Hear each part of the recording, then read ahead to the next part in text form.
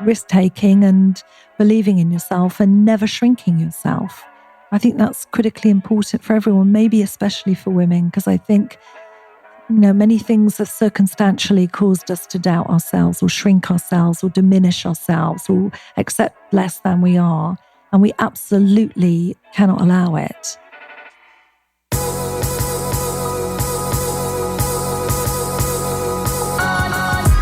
You're listening to the Almost 30 podcast, hosted by Krista Williams and Lindsay Simsick. Almost 30 started as a conversation about the transition from our 20s to our 30s. But then we realized life is full of transitions. So we expanded our mission. We are an intuition-led, wellness-focused lifestyle podcast that promises to deliver authentic conversations, diverse points of view, and insights rooted in optimism, growth, and intention. The Almost 30 Nation community is a group of purposeful dreamers who are smart, passionate, and always seeking the full potential in every aspect of their lives. At Almost 30, we're making magic together. We dream it, and then we do it. Thanks so much for tuning into the Almost 30 podcast. Here we go.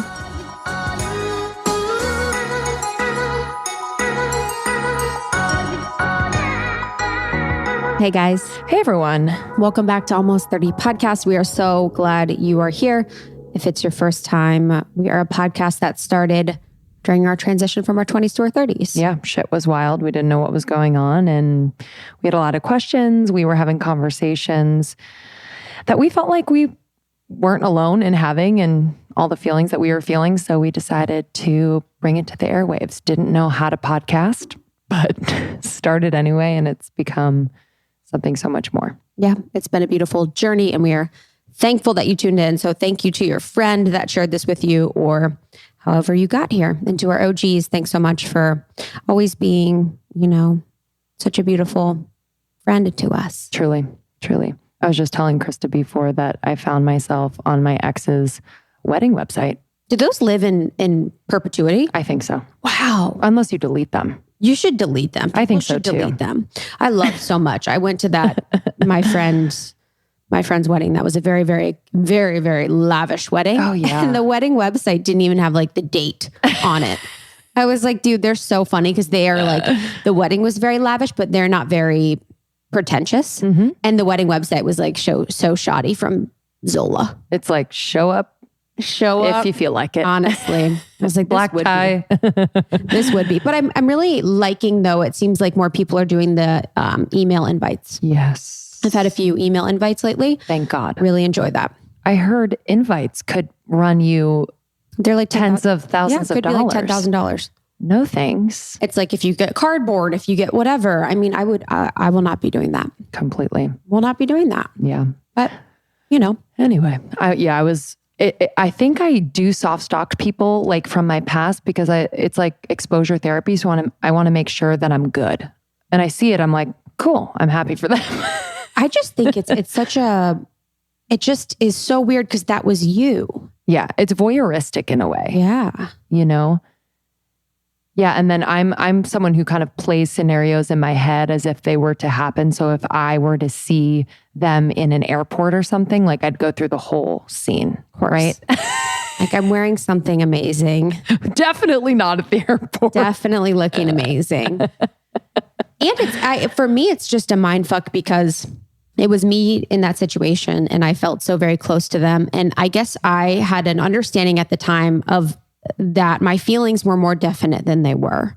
And so as I get older, it's a realization of the fact of your feelings change, people change, people move in and out of your life. No one is forever in your life. We say that people are like, oh, they're going to be in your lives forever. And that's not true. So you just kind of learn that a lot of the things that you thought, when your best friend from high school, you have your 10 best friends, you're like, you will be my bridesmaids. And you really thought that, you truly thought that. And then 5 years later, you don't even talk to them. And the same with college and the same as you get older. So it's just a weird thing for me to always think that during that situation at that time with that person or at that place, I felt for sure confident about how I felt about them. They did about me. And I felt for sure confident about our future. And I was wrong. Totally. And I was wrong. And I almost feel this like sense of wanting validation from those people that like what we had was real. Even though I knew it was real, I just, for some reason, it would make me feel really good if we were to have a really quick, really brief 2-minute conversation that was like, hey, Of course. I love being together, man. Of course. But I'm happy now. So Of course. And like real talk about like what you felt like. real talk. We've talked about this completely before. agree. We're like, we would love to have lunch with our exes. I would love that. That would be a great show. They would Lunch with I your would- ex. lunch with your ex. Oh, we Invite should the new pitch that. girls. I don't care. Invite them. I would love to. I'm gonna do myself. I'm gonna get a blowout, and I'm gonna have know. Glam Squad come on in. Honestly, it would be a complete blast. So we're back in the swing. We've been traveling quite a bit. We had, a few stops, and let me tell you what, I want to be alone right now. Yeah, man. I need some time. I don't know. I just don't feel well today. I haven't been eating really well. I haven't been sleeping well. I haven't been doing anything to mitigate the bad feelings. So I just feel off. And the I don't exhaustion enjoy it. is becoming more than exhaustion, I guess. It's kind of, it feels like it's making me sad. And I'm like, no, like you're exhausted for a good reason. And I'm like, I'm not sad, but I feel a little bit sad. Of course. I think that's a great point. I think that's a great point too, because I do feel like whenever I feel sad in that way, it is exhaustion in a lot of ways. For me, it's either exhaustion or it's my eating has been too much sugar, not nourishing enough. So my body's kind of trying to mitigate against the energy lack. It could be too much caffeine. So for me, oftentimes that is what it is that I haven't been eating or nourishing myself, or I haven't been sleeping.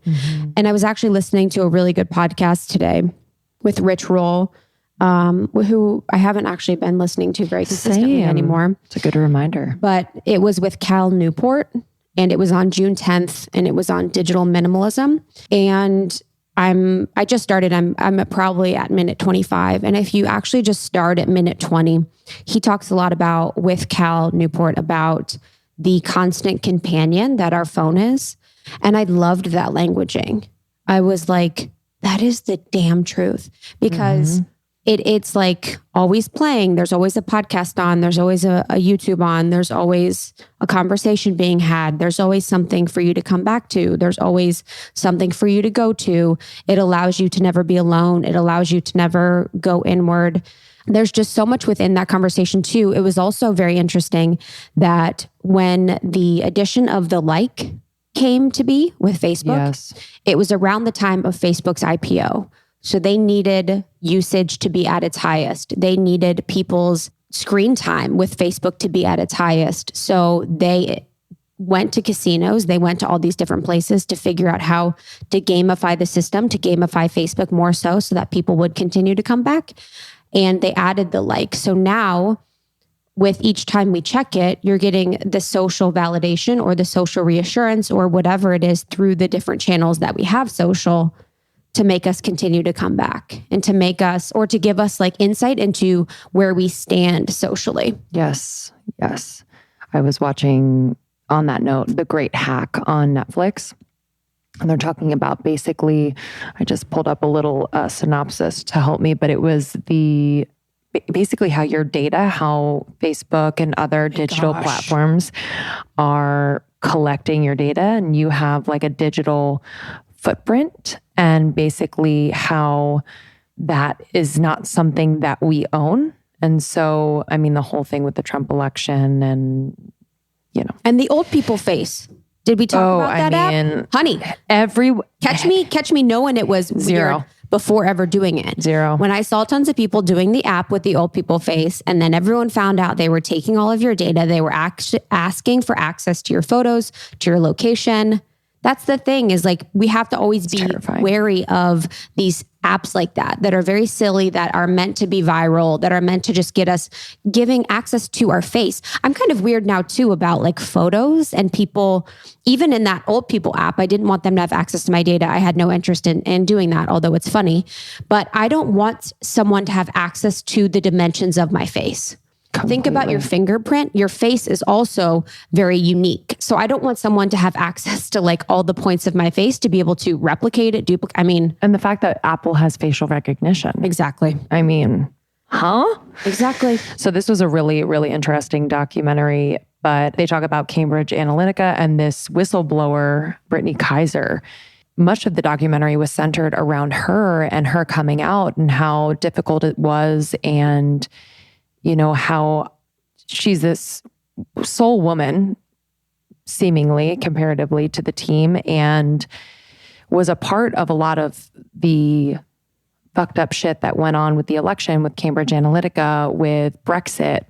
And now she's coming out bravely and admitting and giving evidence that Cambridge Analytica was a part of it all. But It's just really fascinating at a higher level. The guy who made it talks about his daughter. He's like, my daughter's going to have like 70,000 pieces of data, like specific to her, that will be available to anyone, you know, like the government or, you know, something like Cambridge Analytica, to sell to governments around the world for voter information and how to target them on Facebook. I mean, it's pretty scary. And if I don't know, man, I think about Mark Zuckerberg and watching his testimony, I was like, ooh, this is freaking me out. He's an alien. No, he did not take any ownership of anything that happened. So, of course, just wondering, from this earth. I know. It's very interesting. Very interesting. Yeah, and in the podcast with Rich and Cal, it wasn't about complete removal of ourselves from social media. It was just agency and not being victims to it, and being aware of it and being more thoughtful about it and noticing it. And it's a hard thing. You know, I think about myself with it, and I don't know if people would assume I have a healthy relationship. And in some ways I do, because I don't really post a lot on my Instagram, but everything's relative. I don't really post stories on my Instagram, but everything's relative. I don't do certain things that maybe are more public on Facebook, Twitter, whatever, but I am checking my email all the time. I am in Slack all the time. And my time on my phone it's actually, I should look at my screen time. I'm scared. Yeah. What's yours? Let me just say. I was listening to Chris D'Elia the other day as an aside, and he was saying how being on his phone so much and being on like Instagram so much makes him really depressed. And it's funny because like that's literally all he does. Besides, he'll do stand-up, he'll do his podcast, and he's on social media all the time. So it was really interesting because I feel that he's like, my brain like feels like there's a hole in it. Like it's a depressed hole. And I feel that way sometimes if I'm on my phone too much. Wow. Yeah, I was, because I was, and I noticed that too, because I was exhausted today. I had an extra 15 minutes before I had to leave for my dermatologist appointment. And I was like, oh, I'm going to just look at social media. And I did. And I got sad. I just looked at a few different things. I was like, oh, what's this person doing? What's this person doing? And literally didn't feel good after. Watched like a few people's stories. I don't feel good watching people's stories. I do in a lot of ways. You know, I love to see what everyone's doing, and it makes me happy that they're happy and that they're sharing. But it's like, I just feel so much shame around being on it that it's like, more so I know that I need to be doing something to focus on myself or to better myself, or have stuff to do, or have things that I need to be doing. And it's like, why am I here? Yeah. My screen time's 3 hours and 30 minutes. Mine's 1:47. Is that just today? That's today. No way. Fuck. It's not just this week. I think. I don't know. 84 fucking pickups. Where are my how do you track pickups? What's your average 73 in the last 7 days? I mean, this is just crazy. This is, you guys everyone needs to, everyone needs to go to settings and then screen time if you have an iPhone. And what would my goal be? I'm trying to think. Screen time? Yeah. My average is 5 hours a day. Holy moly. I don't know where my average I think is. my goal would be 3 hours a day. Yeah, because we have to think about work. 5 hours a day. Damn. Nah. Yeah.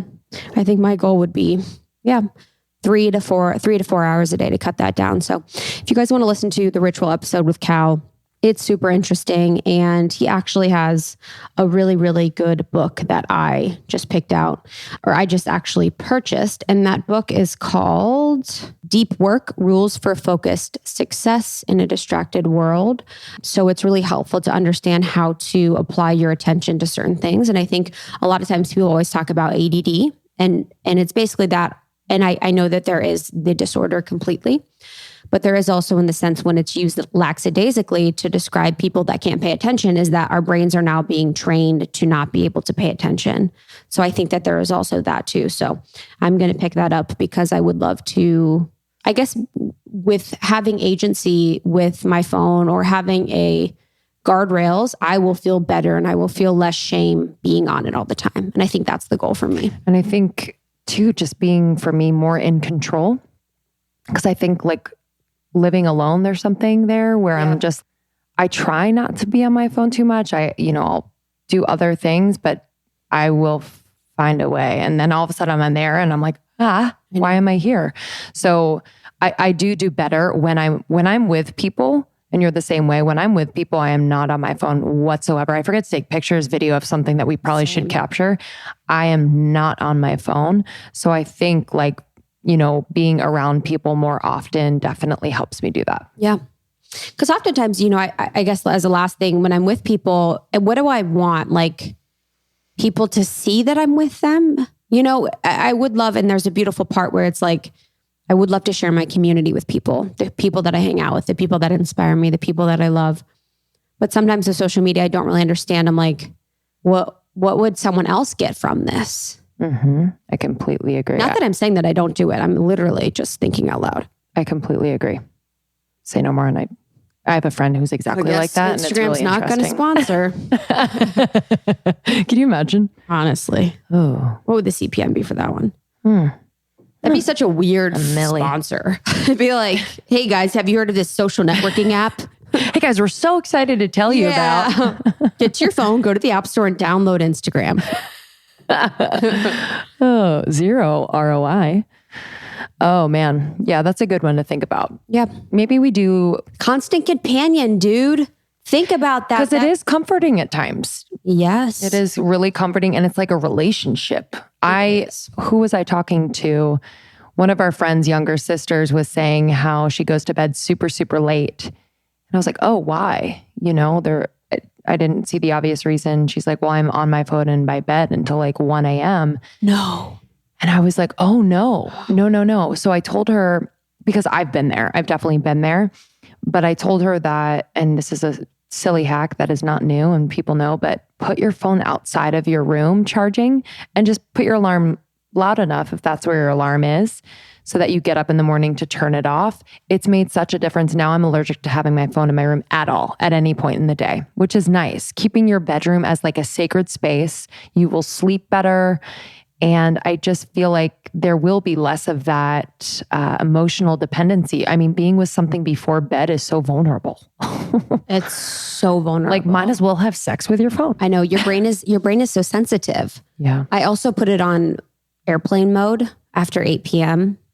And I try to keep it on airplane mode until 8 a.m. Mm-hmm. Depends on what time my workouts are, but I do airplane mode a lot. I really like airplane mode. Yep. I have no notifications on. I just realized I have Slack notifications on and I probably should turn those off. Mm-hmm. I don't need any notifications, but it could cause you to check more. And also removing email inboxes from your phone that you don't need. I took a few off of the emails with our company that I don't necessarily need because it clogs your inbox. Totally. So those are some things I've done. And also I have night shift on my phone. Yes. So you can go to your iPhone settings and turn on night shift. I had that before, but I forgot about it until I saw Lacey the other day. Yeah, I love the airplane mode. Yeah. Just for a very solid block of time. Because I think a lot of us get up and we get right on our phones to attach ourselves to the responsibilities. Like that's where we kind of put our worth a lot of the times if we're, so involved in our work. But every single time it stresses me the fuck out. I know. If I don't have my morning to myself. So good one. What do you guys think? Let us know. Join the secret Facebook group and we can join the secret Facebook group on your phone, and we can talk about this. I would love to have a conversation about any tips or tricks that you guys do for managing the relationship you have with your phone, and just kind of have a conversation. Awesome. All right. Today, I'm really, really excited. Jane Wurwand is on the podcast. Oh, this was such a good one. She's inspiration in so many ways. I can't even count. She's so grounded. Jane is amazing. She is the founder of Dermalogica, which is one of the biggest brands in the world. She started it with her husband, and she started it as an esthetician. And when she came to the United States, she realized from the UK, she realized that we didn't have the same standards for teaching and for learning the right practices in that space. So she created a learning and teaching program. And when doing that, she realized that there was a hole in the market for quality products for estheticians to use. So she created those products that herself as an esthetician wishes she had and wishes that she could use, and then used it within her teaching program and really just grew the company from the ground up. Yeah, it was so interesting how the company formed in tandem with the educational piece, yes, which I think is so genius. And it was cool. She opened up her first classroom in Marina Del Rey. I was like, are we walking in history here? I know. It was so cool. So that's the International Dermal Institute, IDI. And, licensed skin therapists are graduating still from there all the time. And it is just highly, highly regarded. What I love about Dermalogica, just as an aside, there's no like fragrances. It's all tested thoroughly.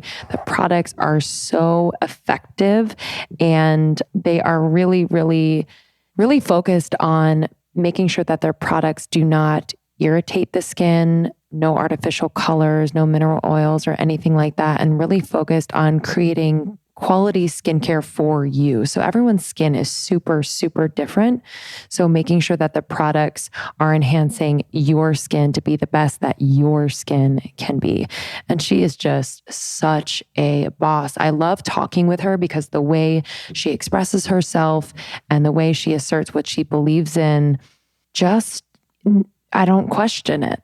Even if I disagree with it, I am so inspired by the way she stands and what she believes and what she has built. And yeah, this is inspirational for any female entrepreneurs or entrepreneurs in general. There's such a beauty to her story, and there's so many nuggets that I took. And what I also love about her is that she is so focused in philanthropy. She's been doing it from the beginning. There's multiple organizations that she's been working with, but now she's really focused on Found LA, which is part of the Wurwand Foundation. They help local entrepreneurs build their businesses, find purpose, and build community. So she's focusing on helping underprivileged and under-resourced entrepreneurs in your local community so that they can create thriving, booming businesses. So awesome. Yeah, she's awesome. Love her so much. So we hope you enjoyed this episode. You can, if you're interested in Dermalogica products, you can go to dermalogica.com and use our code almost30. And get 20% off. Yes. If you love this episode, share with your friends and join our secret Facebook group. We'll have a larger conversation about all the things. It's a supportive, loving, fun, funny, amazing community. So can't wait for you to join. Yeah. And we'll see you on tour. We have a bunch of different dates: Columbus, Philly, Washington, DC, New York, Chicago, Columbus, Ohio, Miami happening in December. So Australia, there's a bunch of different dates. So if you check almost30podcast.com/tour, we would love to see you. You can come with a friend, come alone. It's going to be awesome. Yeah, we can't wait. All right. We'll see you on the other side of this episode. Enjoy.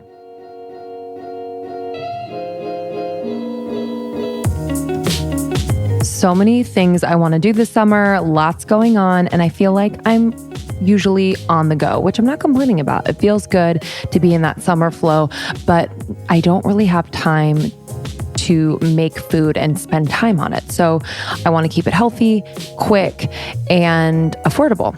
So I have loved for a very long time Daily Harvest, and I need to spread the word because this has truly changed my life as it relates to cooking and preparing healthy food. Daily Harvest delivers a thoughtfully sourced, chef-crafted food that is built on fruits and vegetables and can be prepared in less than 5 minutes. Swear to you, I've never spent more than 5 minutes preparing a Daily Harvest meal. You can fill your box with more than 65 different options like ready-to-go blend smoothies, refreshing chilled soups, and savory harvest bowls, which are my favorite.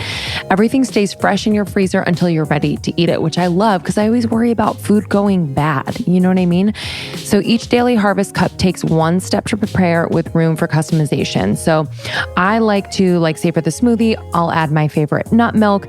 And then for a harvest bowl, I'll top with like a fresh avocado or a fried egg or some wild salmon.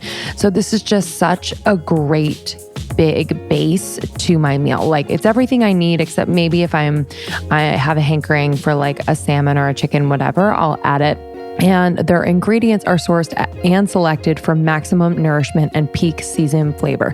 And they're flash frozen at the peak of freshness. And you can tell when you cook it. It's just so, so delicious. And I cannot recommend it enough. I've gotten my mom on it and a bunch of friends on it. And they just can't say enough about the convenience, the affordability, and the taste. I just wanted to shout out my favorite harvest bowls at the moment. I love the broccoli and cheese, which is actually not cheese at all. It's olive oil and nutritional yeast. There's sunflower seed, garlic, celery, bell pepper, sweet potato, cauliflower, broccoli. I also love the butternut squash and chimichurri. It's so delicious. It has buckwheat in it, which I love. It's hearty and delicious. And then I'm also loving the quinoa chipotle, which has quinoa, zucchini, squash, kale, tomato, purple corn, onion, bell peppers, mesquite, cacao, chipotle. Super savory, delicious, a little smoky. I cannot recommend enough. Okay. So go to dailyharvest.com and you can use the promo code almost30 for $25 off your first box. That's dailyharvest.com, promo code almost30, ALMOST30 for $25 off your first box. Okay. Raise your hand if you really dislike furniture shopping. I mean, overeager salespeople, poor quality pieces, the list goes on. I have the solution. Article. You know, we love it. We have pieces in our own homes. We have pieces in the studio. So Article decided to change the way people shop for furniture. Instead of schlepping to a warehouse to shop for particle board, you know what I'm talking about. Article's online catalog features high quality pieces that you can browse right at home. And their team of designers have an eye for today's trends, but focus on timeless design. So, you know, it won't be too crazy and you'll throw it away in a few years. And in-stock items ship in less than 2 weeks. The furniture is modern. It's a really simple Scandinavian design, which I love. And their prices are fair. Save up to 30% over traditional retail prices. And fast flat rate shipping is available across the US and Canada, starting at just $49 with free basic shipping on orders over $999. And I loved my experience with Article when they delivered my furniture. One, they were so nice. We had a great time. They were putting everything together so quickly, efficiently, and carefully, because sometimes when furniture is dropped off, they nick the walls, they're kind of careless, but Article was super, super careful and personable. And I just had the best experience. I have my kitchen tables Article, my kitchen chairs, my coffee table. I love their pieces. I actually just got an Article rug as well. So if you'd like to try Article, Article is now offering our listeners $50 off their first purchase of $100 or more. So to claim this, you can visit article.com/almost30 and the discount will be automatically applied at checkout. So that's article.com/almost30 to get $50 off your first purchase of $100 or more.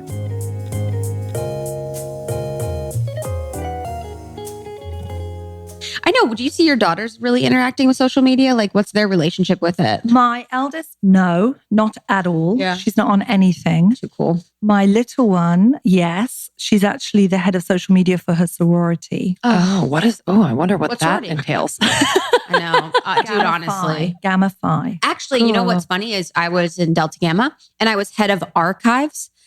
So that's actually like ages me. Yeah, because you would now be head of social media. Yeah. Wait, what's archives? Yo. History and photographs and like our like yearbook founders. Yeah, dude, that's so crazy. Everyone was like, Legacy. felt bad. They're like, so she'll be vice president, she'll be president, she'll be activities, archives. They're like, here you go, archives. Best dressed and archives. Yeah, literally. I was like, okay. But I want to keep on our conversation about the female entrepreneurship. Mm-hmm. And I know before we got on, we were talking about a situation where you were speaking and you were speaking to a group of men. And I want to kind of pick up where we left off and sharing some of the information that you shared with them. Because I think a lot of women are seeing this rise in social media on the spotlight on female entrepreneurs, on females getting funding. But I think the reality isn't really matching what we're seeing. Mm-hmm. That's true. Well, the reality is that women get less than 3% of all venture capital funding, about 2.8%. And that's down from 5 years ago when it was a little over 3%. So it's not going in the right direction. And I've spoken at finance conferences about this, and usually, majority men in the audience. And I think that funding model, if we're waiting for the VCs to fund us, and by the way, if you're a woman of color, it's even worse. I think we're hovering under 1% of funding. And yet every study shows that when a woman starts a business, runs a business, they will do exponentially at least as well and often better than a male counterpart. And I don't want to break it down gender lines that specifically, but the funding piece does break down on gender lines. So we have to fix that model. So what I was sharing before we started was I sat at a lunch with 3 men in finance who I know. I mean, they're friends. And we're chatting about other things. And then they asked, well, what are you looking at? What are you working on? What are you thinking about? And I said, well, I'm talking about the fact that, women get less than 3% of funding. And quite condescendingly, the one who is a friend of mine said, yeah, that's not Jane. Come on, that's not right. And I said, that's the stat. That's the number. You must know that. You're in funding.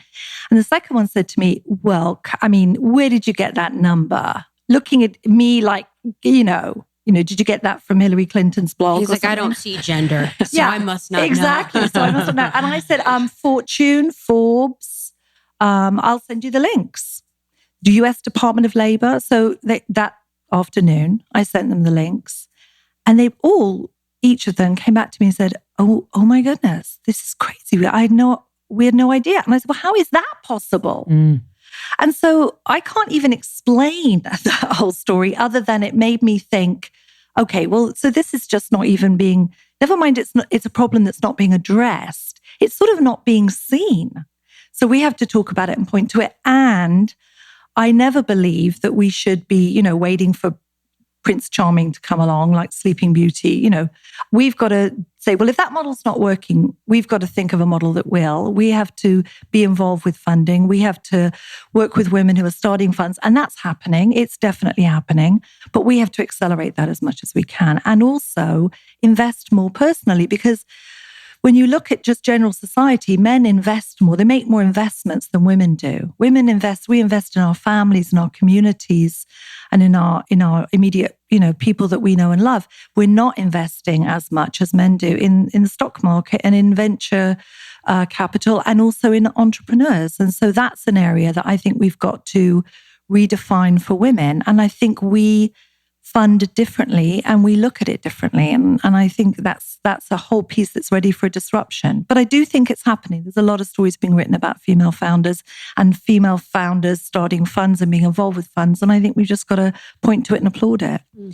In your experience, talking to female entrepreneurs and helping them, what about women make them so successful when they do get funding? Because I do want to give women confidence out there, because I think sometimes we're overshadowed by the men who, and we love men. It's just like more of a kind of an ego trip when you get funding. And I'm just curious as to like why women work together and in community and create these successful businesses, and why men are a bit afraid of that or maybe shying away from investing in it. I don't think it's that, men or women. I don't think it breaks around, who's doing it better, who's better. It's not a competition, right? It's just that we're different, clearly in many ways, as we should be. That's fine. But if I look at, for example, in the workplace, and I've had the opportunity to work in companies and also own a company, run a company that had men and women working in it. I think men ladder climb. I think corporate structure has been set up like ladders. Well, rightly so, because, corporate structures were set up 150 years ago and women were not in the workplace. So you set up a structure according to your strengths and weaknesses of the group, of the team. So this ladder climbing there's a vertical ladder. I'm on this rung. I need to get to the next rung, and the top of the rung is CEO, let's say. And if I get on the next rung and you're on it, you have to get off it for me to get on. So it's very competitive, and it's who's getting to the next rung. And that works. It has worked for our companies to a degree. Women, I believe we weave webs which are more horizontal than vertical. So I'm looking at who am I connecting with? Who am I bringing in? Who am I collaborating with? That's building my web. That's building my strength. So rather like a trampoline, the tighter my web weave, the higher the bounce. And then we bounce from that web up. We bounce from that trampoline up. So it's a different structure. And I think both are effective. I think both work, but they work differently. One works in a more solitary, title-driven hierarchy, the ladders, and one works in a more collaborative, team-building democracy, which is the trampolines. And I think that, having said that, the climate of today's society, the climate of the mood, the climate of where we're at is just more receptive to the team building collaboration model. And we're hungry for that because that talks a lot about, it's an overused word, empathy, but it does talk a lot about empathy and kindness and having your back and watching and seeing and knowing each other and building relationships with each other that are beyond just the relationship I have with you because you're my subordinate or you're my supervisor. It's not a ladder, it's a trampoline. And I think it's just different. But I think we're moving to the trampoline model because it's not just, I think, as successful, it's also a hell of a lot more fun. Is that a Jane original? I mean, the trampoline analogy? Is that an original? Yeah, I think so. TED Talk. Wow. TED Talk just happened. Yeah. You guys just witnessed a TED Talk happen. I also think too, when I think about women that I know that are very successful, in business or making a lot of money, it's almost like the women I know I don't know, like the goal isn't to be making so much money that I guess I am speaking for myself, that I will be making a lot of money at one point, but I've never thought about making so much where I could invest hundreds of thousands into others. And it's not because I'm not down to support women or that's not what I stand for, but it's almost like men go at it with such a millions idea and mindset of making millions and millions and millions and millions and then investing to make more millions. And there's more of the focus on that. And I feel like a lot of the women that I know and that I interact with, it's almost like covering your own bases of having a nice home, having a great life that you love, supporting your family, supporting your friends. And I think this is what we talked about before, but never going past the level of thinking beyond their sphere to support tons of other women with their dreams and their jobs. So I think that's something that's also new too, where we could have the mindset of supporting others with finances by making enough to support others, where men are kind of like make enough money to double that money by investing or, supporting an entrepreneur. I think that's true. And if we think about it, women being financially independent is a relatively new concept. So we haven't had that history of deep investment by women and women owning their own money, accessing their own money, and being able to spend it as they wish. It's a relatively new idea for most cultures. So I think that we haven't seen it to be it, if you know what I mean. So all the models have been set up and we haven't seen that played out. We haven't seen that happening. So, Maslow's hierarchy of needs, we're taking care of ourselves and our food and our family and our shelter and our home, etc. And in a traditional what would have been called a more traditional relationship or marriage, the woman would have not worked and the man would have worked, earned the money and then given her housekeeping. I'm going back to a very obviously stereotyped Western model, but that was the fact. And so now that we've got this generation, multi-generations of, within the last 50 years of women owning their own businesses, not just earning money, but owning their own businesses, growing them to be successful, and then having this much higher level of income to be able to fund or invest, that's relatively new. And I think that's why we just haven't seen it. So we're sort of saying, okay, now how's this going to work? We have a rare opportunity, though, to reinvent what that funding model could look like. Mm-hmm. And I think that we should seize it. Yeah. Because when Silicon Valley was happening in tech, for example, that was a brand new industry that no one knew about. It happened in California, which is a very progressive state. It was extremely experimental and creative and entrepreneurial. And yet, if we look at Silicon Valley, women didn't get into that club. They got shut out. Yeah, exactly. Well, yes. So it wasn't got a bad rep. And it wasn't that women weren't there. They just weren't they didn't get to that level for all kinds of reasons, which would be a whole different podcast with someone else. But at the end of the day, you're looking at a situation where many will refer to it like a frat club. So that you would have thought there was an opportunity to reinvent there with a brand new industry in a state that's highly liberal and progressive in a country that is championing entrepreneurship. And yet it didn't happen. So I think we have to make sure that as we go forward, and now we're going to be in charge of our own income, our own companies, our own discretionary spending and funding, we have to make sure that we don't fall into the trap of going back to an old model when we have a chance to reinvent it. I'm curious, like, what the conversations are like with, if you are investing, or say you might be advising someone who's receiving investment, a woman, like, what's important to you in those conversations? Well, I mean, my main focus isn't funding. So it's not like I'm sitting on a funding, panel and I'm deciding. But what I'm looking at in any entrepreneur, if I'm interested in becoming involved with them on any level, whether I'm mentoring them, whether I'm going to support them, whether, we're going to recommend any kind of investment, I'm looking at the entrepreneur themselves.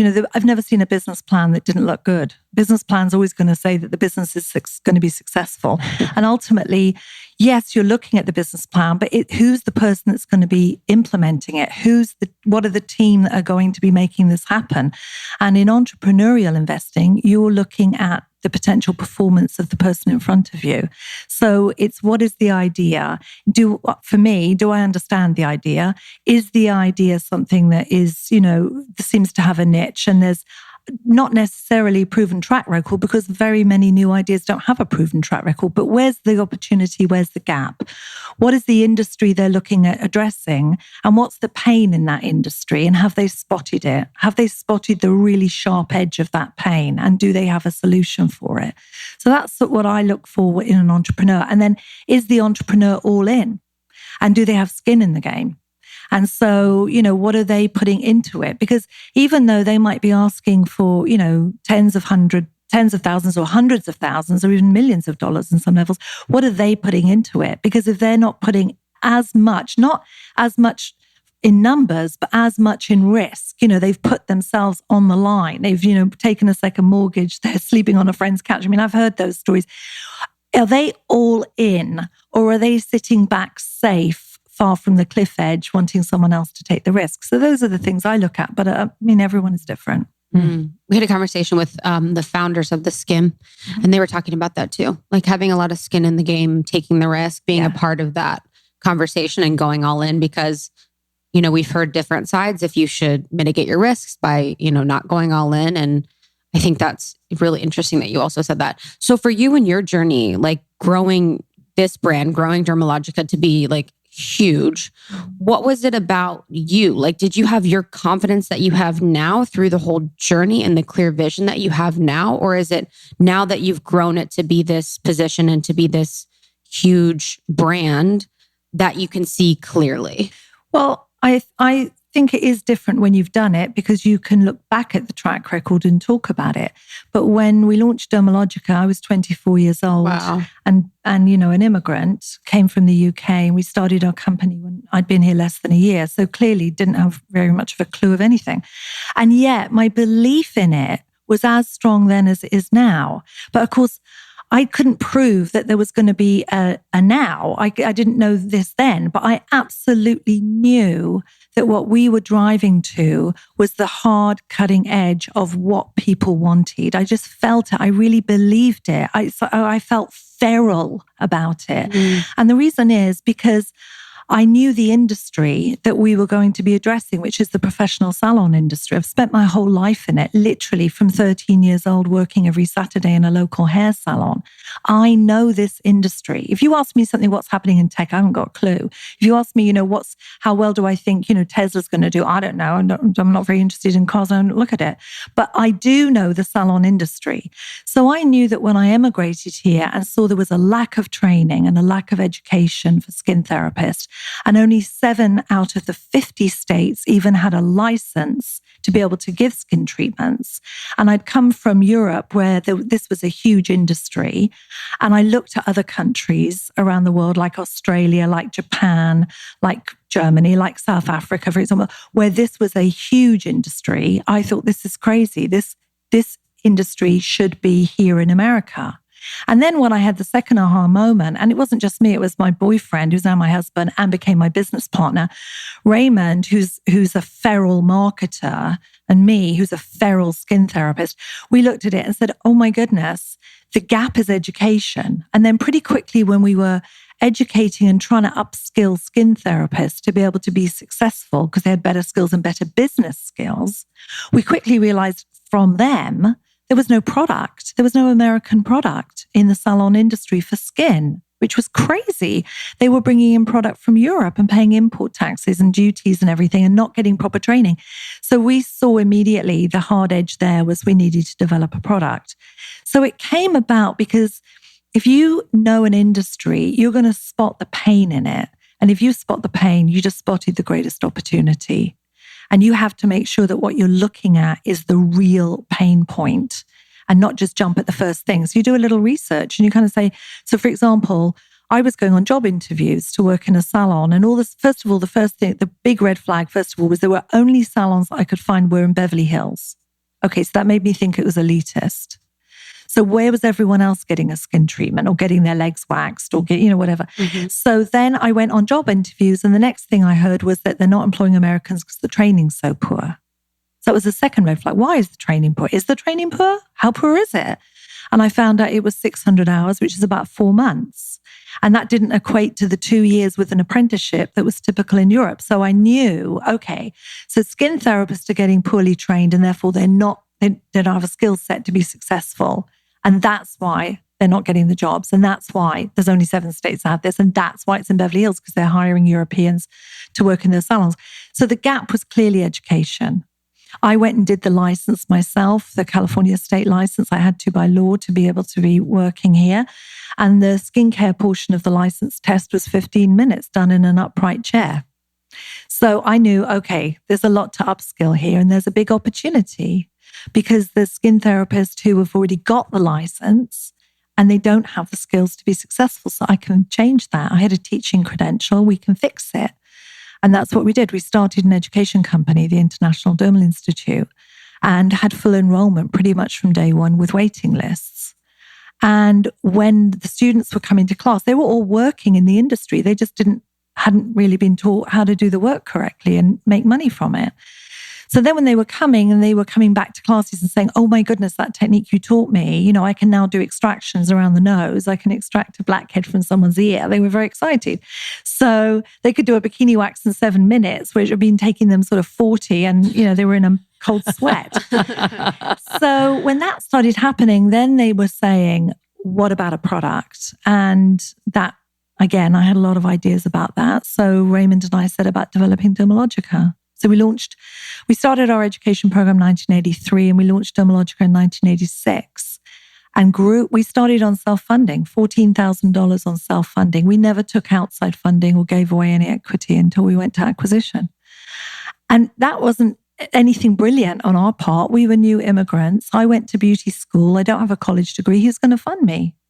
Never mind less than 3% going to women with great college degrees and experience and a background. No one would have funded me. So we self-funded. And the typical entrepreneur self-funds on 3 credit cards, $25,000.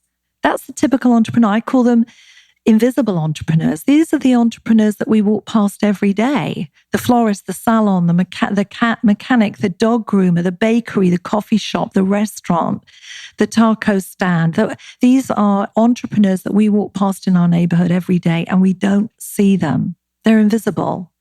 We think of Elon Musk, we think of Steve Jobs, we think of Sarah Blakely.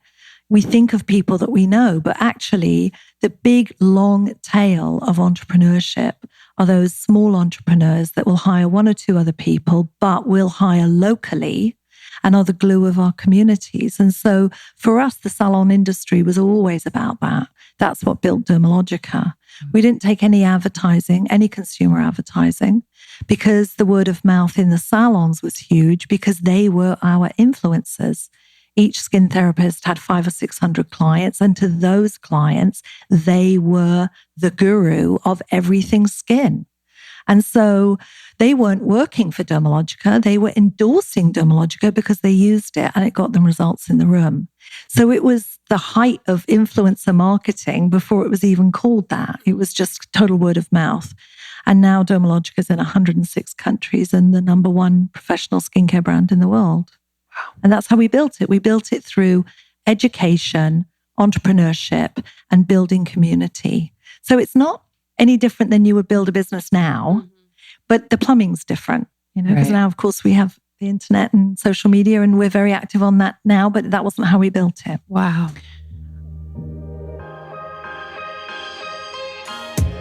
One of my favorite things to do recently is to create a spa wherever I go. I mean, I deserve it. Come on. And so do you. As women, we are usually just on the go, putting ourselves second and serving people, in the way that we love, but we cannot pour from our cup if it is empty. So I really like to create moments that fill me up. And I've been able to do so in so many different ways, but one that I want to talk about right now is through essential oils. And Vitruvi is a brand that we really, really love for essential oils, for diffusers, and just for education too, because I'm always learning about everything health and wellness. And they do their part in educating their customers about their oils, about how they source them, and their why. And I just want to shout out what I'm loving right now because I cannot hold it back. I am loving their blend. So I use their Boost blend, which is super juicy, super light. It's bergamot, grapefruit, juniper, and lime. I mean, think about that. Is that not the perfect smell in the morning to wake you up? So I'll usually be like making my coffee. I'll put a few drops in my diffuser and it's diffusing while I just kind of get ready for the day. And it's just so beautiful. It's a simple detail that really, really makes a difference. And Vitruvi is a brand that I love because they elevate the rituals in your life and truly care about it. A ritual that I take a lot of pride in because I've been trying to talk to my skin in a more positive way and just create rituals around my skin health. So Vitruvi has a skin kit. So your very specific skin kit, and you take a really short quiz and they will give you a base oil, a complex oil, and an essential oil, which you'll mix together for a daily face oil ritual, which I am absolutely obsessed with. So you can click on, when you go to vitruvi.com or vitruvi.ca, you can click on create your custom face oil. I'm obsessed with it. I actually have the organic apricot kernel oil, and my complex oil is the organic evening primrose oil, which is really great for balancing your skin when everything else is a little crazy. I'm treating acne and whatnot at various points in the month. And then finally, the essential oil, which just gives it such a beautiful fragrance. The frankincense essential oil is what I am using. So I mix those together.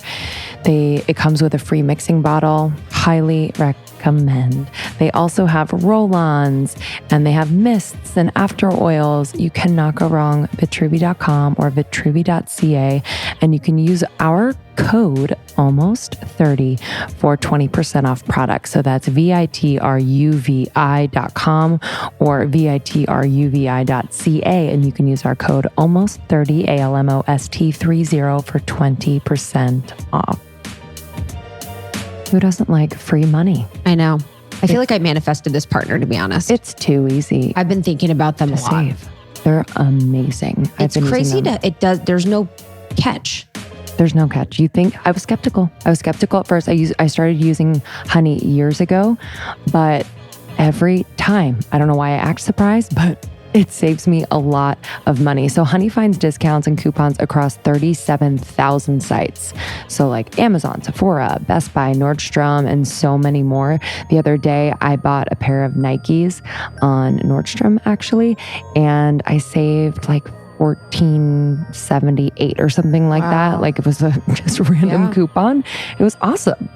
Well, I mean, I used to spend all of my time looking for promo codes. I would look for promo codes all the time, and now it scrapes all of the sites finding promo codes for you. So you will always save money. It's so easy to download. It's just a plugin. And when you're checking out, it pings you to just press to find and scrape codes. So it's just the best way to save money. It's super easy. There's nothing needed from you. I couldn't recommend Honey enough. And it literally takes 2 clicks to install. That's it. Because I'm always like, oh, what do I have to do? What do I have to do? Honey has saved its 10 million members an average of $28 each, but they've saved already $800 million for people. So whoa. Not bad. Has over 100,000 5-star reviews. What? On Google Chrome. Holy moly, just some facts for y'all. But we're really excited to share Honey with you all. If you're not using it, get on it. It's free to use and easy to install on your computer in just 2 clicks. So shop with confidence. Get Honey for free at joinhoney.com/almost30. That's joinhoney.com/almost30.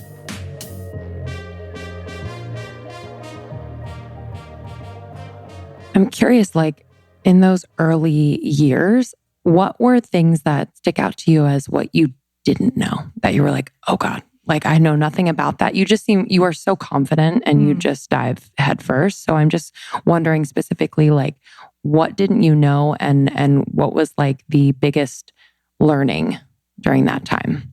Didn't know that 911 was the emergency number in America. That was like, how'd you find out? Well, someone told us. I said, we should dial 999. And they said, what's that? And I said, emergency services. And they said, no, it's not. It's 911. I said, oh my God, thank God I didn't. The office is burning down. You're yeah, like, exactly. Okay. Thank God I didn't need that before now. We didn't know anyone. We didn't know anyone when we came to the States. We didn't know how to negotiate a lease. We didn't know how to work a computer because they'd just been, laptops weren't here, but desktops were. And we had an IBM PC, which, you had to learn how to put the DOS disk in to get it to read, the language. It was crazy. We didn't know any of that, but we always knew we could figure it out. We're smart. We've got 24 hours a day. If we don't know what the hell we're doing, we've got a whole, hours and hours every day because we don't have a business yet to figure it out. And we figured between us, we could figure it out. And so we turned each other on with self-repeated enthusiasm. And we lived in a 1-bedroom flat in Marina Del Rey. And we just kept eating, sleeping, drinking, dreaming this vision. And we saw it completely finished. We saw it. I literally wrote down total world domination of professional skincare. That was the goal. Wow. And it sounds a bit aggressive to say domination, but what we meant was the industry needed a complete disruption. It needed to be completely changed from education to the products to the language. We weren't going to say the word beauty. We weren't going to say esthetician. We're going to come forward with a completely different approach that's going to be much more fresh and modern. And we so believed in it that we just wouldn't not think about it. We wouldn't be refused. So many people, as we would talk to people, tried to discourage us, that we made an agreement between ourselves that we weren't going to tell anybody what we were doing because they told us we didn't know what we were doing. We were crazy. And so we told people for a while that we were opening tea shops. And people thought that was a good idea because I was English. So I was going to say, they're like, perfect. Yeah, but we were. We were not doing that. We were not. We were busy. The dumb Americans are like, sounds good. Sounds good to me. And what's the worst that can happen? I can always work. I can always get a job in a salon, so it's going to be fine. When you've got a skill set, when you've got a vocational training, it's so powerful because it doesn't really matter what happens. I can get a job next Tuesday. I know this sounds crazy, but I will walk down a street that I don't know, in a city I don't know, and I always sort of subconsciously, though, actually, I know what I'm doing. I'm looking for a salon or 2 or 4, which I always find, because I think, you know what? If the worst came to the worst, I'd get a job. I can work. I can put food on the table. Yeah, maybe. Maybe you could. So I think move to a little town in Sicily. And I can do it. I can wax the bikini line. I can get it going. So that gave me the confidence. There was no plan B, but if I had to make a plan B, I had a skill set. And that's why, at Dermalogica, we've always been focused on upskilling and providing skill sets. And that idea of having a skill set in your hands is like, having a superhuman power. That makes you a superhero. Yeah, we've heard a lot about, too, like not sharing your idea with people because you might get deterred based on their feedback or, whatever their thoughts are and their insights. And we see that too happen. Even this is on a smaller scale, but with podcasts, people will be like, oh, I'm starting a podcast, and they'll announce it, they'll share it, they'll have the branding and everything like that, but the product isn't there. Mm-hmm. And there's just such a disservice that you're doing to the natural process and evolution of creating something if you were announcing it too soon or like looking for the end result of the gratification of it before it's actually been created. 100%. You got to look for the creation. We weren't thinking about the money. Exactly. We were just thinking total world about, domination. Yeah, we were thinking about the purpose. We were thinking about our why, our bigger why. We weren't, we developed the products. We were developing ideas for the products before we really developed, of course, the names. But I sit down with people sometimes and they'll say, okay, I've got a great name for my company. And I'm like, okay, well, that should actually be the last Oh name. my gosh, dude, same. Yeah. Or it's like, I've got the logo and I'm like, okay, but where's the thing? Like I always see the branding and the logo come I first. do too. Well, also women are so, like men are visual in a different way, but women are so creatively visual. Mm-hmm. So it helps them like taste it a little bit more, but Which it doesn't. is fine, but don't announce it and don't talk about it until you've got it right. Yep. I'm busy reading Phil Knight's book. Oh my gosh. Yeah. And he talks about the fact that he didn't have the name Nike until until literally minutes before they had to sort of have it finalized. And I think that's fine. Yep. You have your concept, you have your purpose, you get your sense of feralness. And then afterwards, the name will come and the packaging will come because it will all come from that sense of purpose. What are we driving to? What's our bigger vision? Yeah. And I think that's the important thing. It's very easy to sit down and get the idea. There's no shortage of good ideas. There's shortage of great execution. Yeah. It's always like, I always say too, it's like you should be putting things together as the car's moving. Yes. Like your car should be moving and then you're like, okay, we have to adjust and now we have to do this. Okay. So now we're going to do this instead of like getting it all together, have everything perfect and then launch. There is something to that, but like you need to see what the market is like. You need to see what the response is like. There's such a miss with like getting everything packaged at first. Like you should be embarrassed by the first thing. Our logo, our first episodes were embarrassing, but we put it out there. We put it out there. You have to let it live a little bit. Yeah, and it's breathe. okay. And you move into it. You find your groove in it too. I mean, I think that, it's like having a baby. When you have a baby, it's messy. Embarrassing. It's super messy and embarrassing. Right? I mean, honestly. And yet, if your baby's handed to you, covered in poo and sort of, sticky stuff. I don't want to, what is it? You can't see it's a baby. Yeah. But they take it away, clean it up, put a bonnet on it, wrap it up in a blanket, hand it back to you and go, oh my God, it's my child. I love it. So, a new idea, you're birthing a new idea. It's going to be messy. But so clean it up, make it, but don't worry, there is a baby in there. Don't think, oh, this is rubbish, I'm throwing it out. You've got your baby, so clean it up, but don't think it's finished the minute it's born and in a way that it's presentable. Mm-hmm. So I think of that when I think of new ideas. They're messy and you get there and that's part of the process. And if you're a natural entrepreneur, that's the process you like. You like the messiness. You like cleaning up. You like having those ideas. And if I say the entrepreneur there's a decisiveness about being an entrepreneur. If you've got 70% of the information, you have more than enough to make a decision. If you keep waiting to get 100% of the information, more data, more studies, more examples, you're not a natural entrepreneur, because a natural entrepreneur, once you've got 70%, you've got more than enough to make a decision. Now jump in and make the decision and live with it. And then as you're running, as you're walking, as you're doing, you're putting the wheels on and getting everything going. Mm-hmm. Yeah. How much does your intuition play into these bigger decisions? Huge. I'd love to, Just as women, I feel like we feel it. It's like you cannot ignore it, but then you have kind of voices saying, well, did you think about this and this? So I'm just curious as to like your relationship with it. I've always trusted my feeling, my intuition, whether it's about a person or an idea. And it doesn't mean you're always right. Well, when data isn't always right. If data was right, we'd have, Hillary Clinton as our president, right? So it doesn't mean that the data is always right either. So at some point you have to say, I know what's going on. I sense what's going on. I think that's the hallmark of an entrepreneur. And I don't know that it is particularly gender specific, but what I do think is that women tend to trust it more. And I think that men have equally strong intuition, but they don't trust it to go with it, to make a decision with it. They'll say it's anecdotal. I don't think there's anything anecdotal about having, experience. I sat a couple of years ago with somebody from a large corporation, large company, and we were talking about my industry, the salon industry, and I was talking about what I thought was happening. And they said, well, the data doesn't back that up. And I said, I don't really care. And they said, well, but what you're saying is anecdotal. And I said, no, I'm basing it on 40 years of experience in an industry that I know better than anyone else at this table. So that's what I'm basing it on. It's nothing to do with intuition. It's nothing to do with, I just sucked that idea out my thumb. That's what's happening.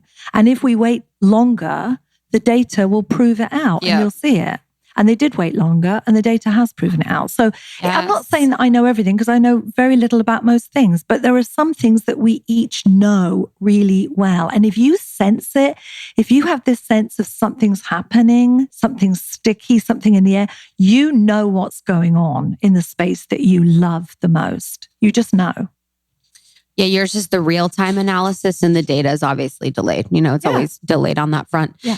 And your relationship with, your husband, Raymond, that is so important to this too, because it's like you guys have each other to like play off of and like support and kind of go through the entire process. As you guys have built, this thing, has it just made you so much closer? And like what has that evolution of the business and your relationship been like? Well, I've only ever been in business with one person, and that's Raymond. So I can't say what it's like with a business partner, but I'm imagining it's probably much like a marriage, much like a relationship. You have ups and downs. You have things that you agree on immediately, things that you don't agree on immediately and come to a compromise, and things that you'll never agree on, perhaps. The one thing is, it's about this idea of trust and partnership in both business and in life, I think. I have to know that that person's always got my back. Raymond and I know, without one shadow of a doubt, we've each got each other's backs. It doesn't mean that we won't be ferocious with each other when we're arguing a point, because we are. We are brutally honest and ferocious with each other. And at the same time, we want the absolute best for the other one. So therefore, we've always got their back. But some of my best advice has come from Raymond. And I think he would say, some of his best advice has come from me. I know that we could not have built our company without the other one. And if I had to start a business again, I wouldn't do it with anyone else. We're very different personalities. However, we align on a value system. And I think when you're looking for a partner, that's what you're really looking for. Do you have an aligned value system? Do you believe that the same things are important? We believe very strongly, for example, that anyone who came to work for us, we had a social responsibility to them. So it wasn't about, bring them in and throw them out. It wasn't about, giving someone a pink slip if it didn't work out. You had to handle that as a relationship because you owe that person a social justice because they've joined your dream. They've joined your company. They've given hours, years, sometimes decades to your company. You can't cast off people like a piece of clothing. You've got to sit down and have conversations. If someone hands in their notice and it's a surprise to you, you don't have a relationship with that person. You should see it coming, unless there's some unforeseen circumstance that happen that they have to leave. And similarly, if you have to let someone go, it should never be a surprise to that person because you should have had multiple conversations before that happened. And so that is just one value system that we were totally aligned on. And it just carried through everything when we were doing compensation reviews, when we were doing healthcare decisions for the company, when we were deciding bonuses, when we were looking for the kind of person to come into the company. It had to be a specific kind of person. And that always served us well. So I think an aligned value system is your bedrock for what you're going to build together.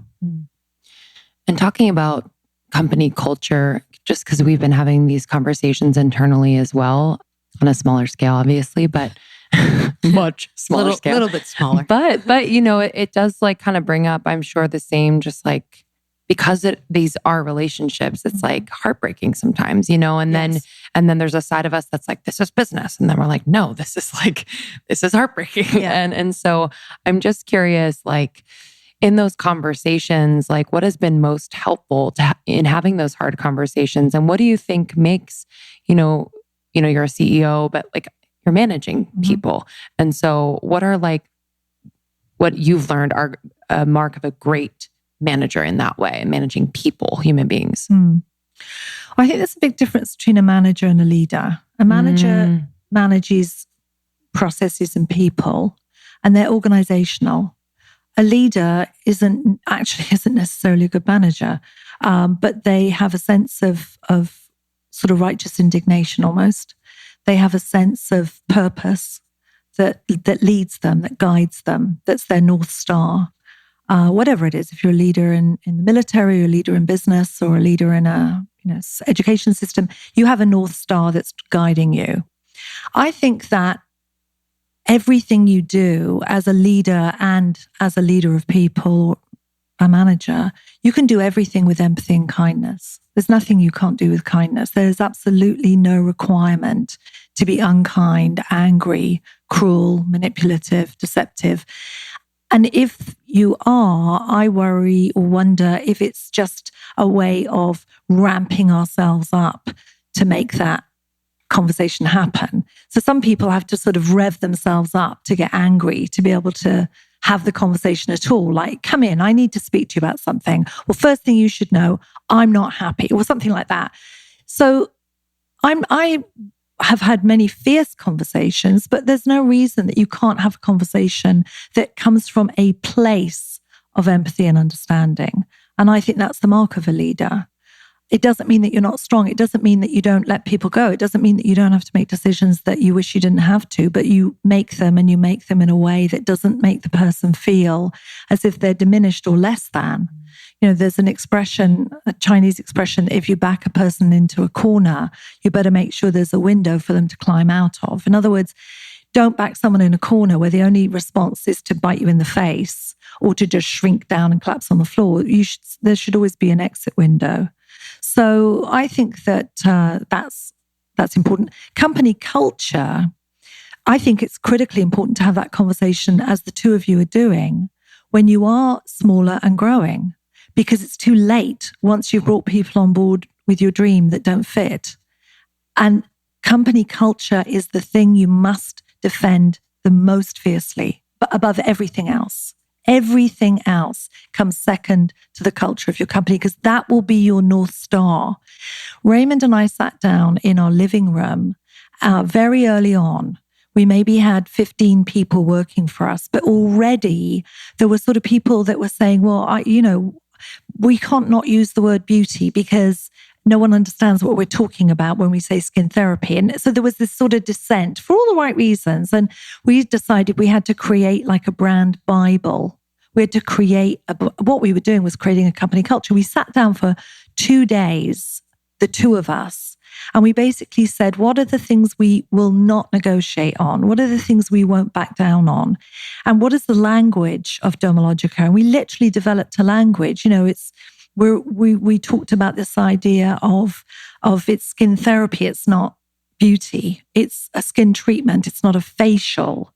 We're not going to talk about customer. It's a client. We're not going to talk about consumers as if we're also not going to talk about the professional skin therapist as a channel of distribution. We're going to talk about them as a community.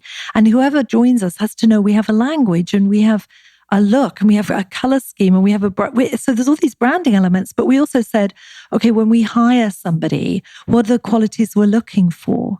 And we're looking for enthusiasm, and they don't have to be an extrovert. They can be an introvert. We decided one of the questions we'll ask is, tell us about the favorite vacation you've ever taken. That sort of tells you everything about somebody, whether they're risk aversive or whether they're not. So it might seem silly, but for us, it worked. We put together this sort of culture, and we were always going to have the conversation for face to face.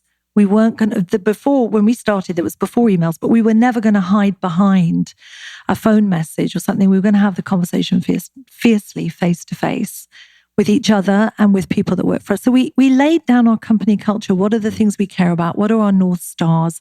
What are the references that have informed us building this company? Who are the people we admire? What are the strategies that we admire? What's the behavior we admire? Right down to, what the do's and don'ts. You can make it as detailed as you want. And it isn't finished, but it's a roadmap. It's a map. And that map continues to develop as you drive on your journey. But keep coming back to that North Star, because if you don't have a strongly embedded company culture and you don't literally what we call visioneer people to it, you can lose it. And I often say do it like Disney, because Disney had an incredible culture. You may like it or not like it, but you can't take it away from the fact that when people work for Disney, they know who they're working for and they know what the culture is. Yeah. What's our culture? That's okay. That's the first question. Yeah. What's our culture? Yeah. And you can start with, what do you like? Where do you like to grocery shop? What companies do you admire? What companies do you want to emulate? What do you feel attracted to? Where do you like to live? I mean, you can start with random thoughts, because they're all dots on a piece of paper that will join up into a constellation. And you'll realize, oh my goodness, look at this. We're looking at, and then you'll come to it. Like a person and a feeling. Yeah. And a lot of what you talk about with that, with the culture and then the story of Dermalogica is so it is just so ahead of its time. Like the focus on education is something that I think people need to think more about. And you guys were doing so early on for entrepreneurs and people that are starting businesses or, their thing online. How important is the storytelling aspect of a brand? Well, the storytelling narrative is what makes a brand. So you have a commodity. So let's say, I don't know, let's just take Clorox bleach, right? So it's a product, right? It's a commodity. We all know it. It's also a trademark. But Kevin Roberts, who was the CEO of Saatchi & Saatchi, he wrote a book some years ago called Love Marks. And what he talks about is this idea of you have commodities, you have trademarks. We know the name Clorox. And then if you form an emotional connection to a product, you form a love for the product, that grows it to be a love mark.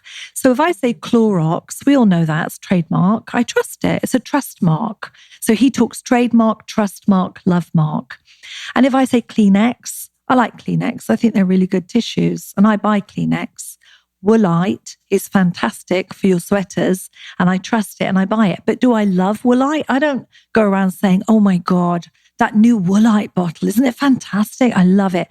It's not a love mark for me. It's a trust mark.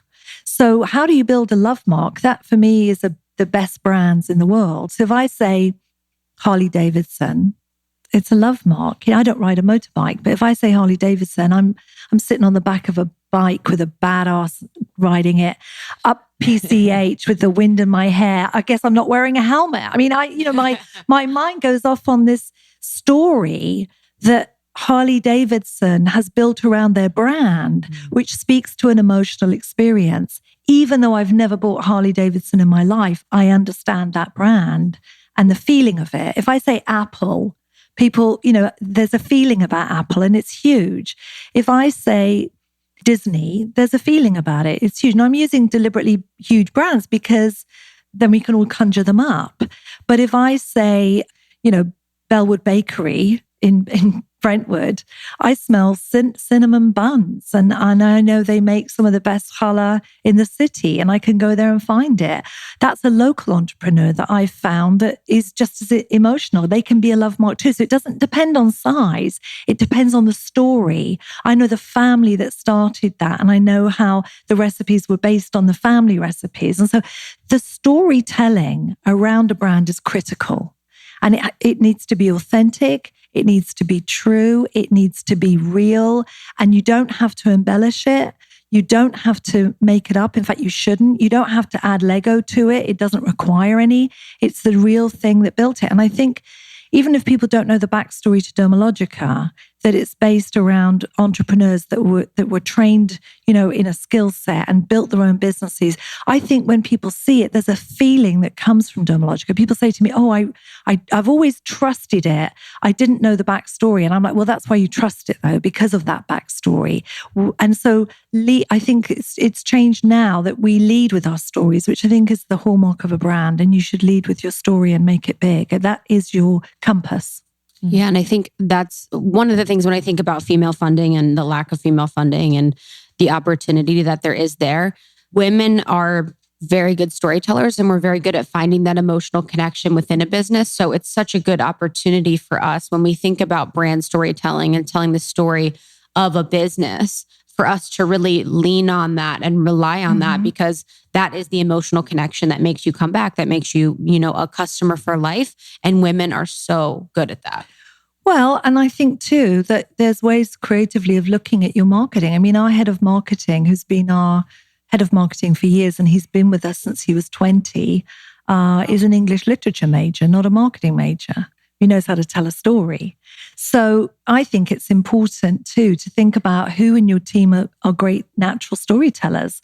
Why not hire a couple of English literature majors into the marketing department if you plan on telling stories? Because they can write and they know how to take a group of sort of experiences and weave them into a story. I think that's important. So it forces us to think laterally and think differently about what might be traditional roles and just think of them in an unusual way. Mm.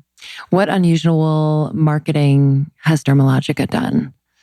Well, I think the first decision that we made, which was an economical one, was we weren't going to take advertising. Mm-hmm. Originally, when we started, we thought, I wonder if we should take a page in a magazine like Vogue. And then we found out, when we had absolutely no money, it was $95,000 for one page, one issue. And we said, okay, forget that. All right, so what should we do other than that? Oh my God. Yeah. What year was that? 1986. Oh my God. Right. Wow. So that would have been a complete waste of money for us at that size. And we were only distributed in California, so it didn't even benefit us. I mean, people would read about it in New York, and there was no online selling there. It was before the internet. So forget that. That didn't work. We had to use word of mouth. We had to use what would now be called guerrilla marketing. We had to get into trade shows. We had to get on the streets. We had to get out there and get talking. Word of mouth literally meant you had to find somebody and tell them. Well, instead of going one salon to the next, we had classrooms of 50 people in the classroom, each of whom worked in the industry, and we could tell 50 people at one time instead of one. So, you become creative in how you're going to market either your classes or your product by knowing, what you can and cannot do. And ultimately, when we started taking advertising, it was in the trade magazines because we were talking to people in the industry. And we only took black and white advertising because full color separation was much more expensive then. The process then was different than digital. But we stayed with black and white images for decades. And then people thought, so cool, Dermalogica, gray and white, black and white ads, so film noir. Yeah, well, actually, it was because we couldn't afford full color separation. But it became a part of the brand, a little like what we were talking about. You're running and putting the wheels on as you go. That became part of our identity. And so I think that those things, you become creative because, if you have a ton of money, you throw a ton of money at it. And it's a bit like buckshot. Some of it will hit, but a lot of it will miss the target.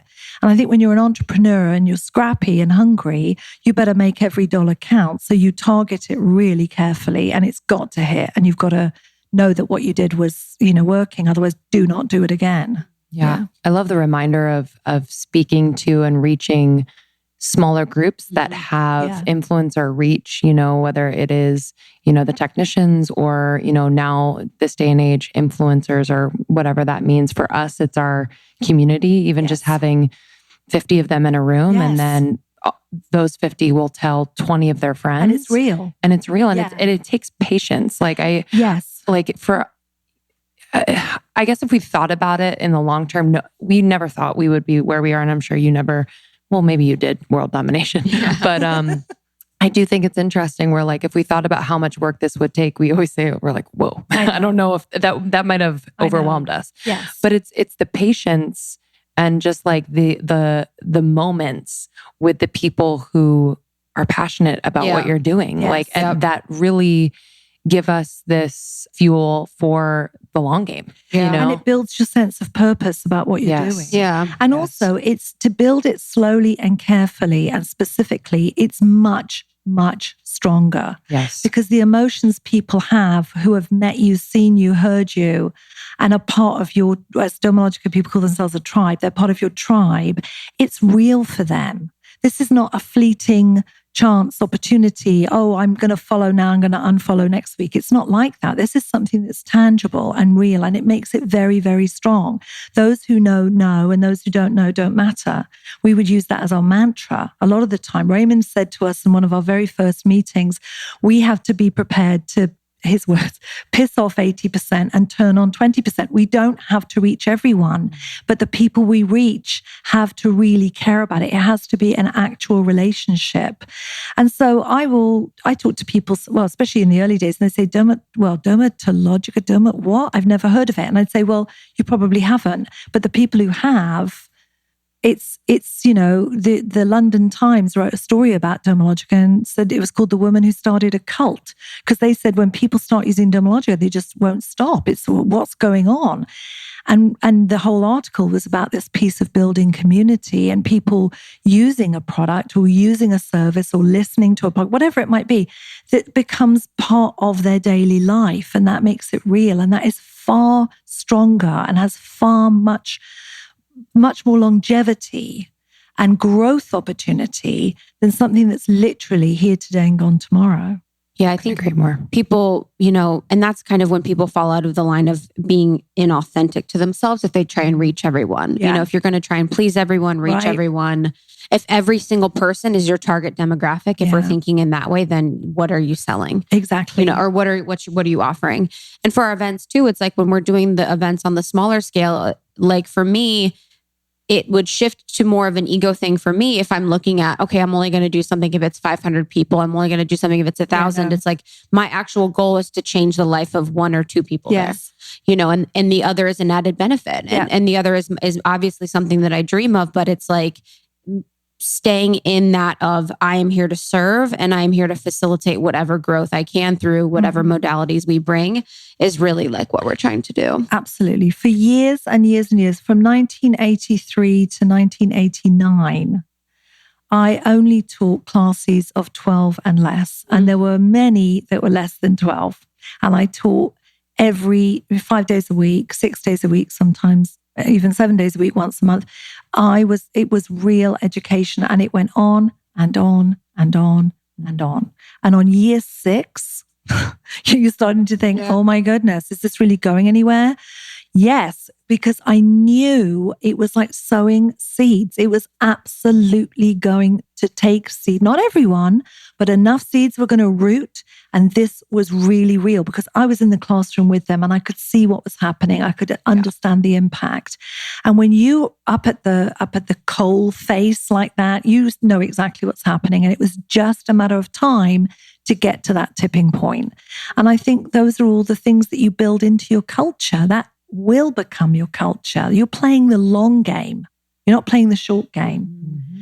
And I think that has its own rewards because you become more and more convinced of the importance of what you're doing and your purpose. Your purpose becomes more and more clear to you the more you do it. And then you're not about a product, you're about a purpose. And once you're about a purpose, you can change the world. What do you think about this? Minimal ingredients, maximum results. I mean, both my hands are in the air. I am constantly looking for anything and everything that has as few ingredients as possible, but actually works. And Dr. Roebuck's is a skincare brand that is just that. And they are powered by clean, effective, multi-benefit ingredients, many of which are native to Australia. The founders are from Australia, and they take a positive approach to clean formulation using minimal ingredients. And it's tested, trialed, and fully backed by science. So sometimes with these super clean products, I'm like, wait, was this just made in someone's kitchen and we're just trying it out?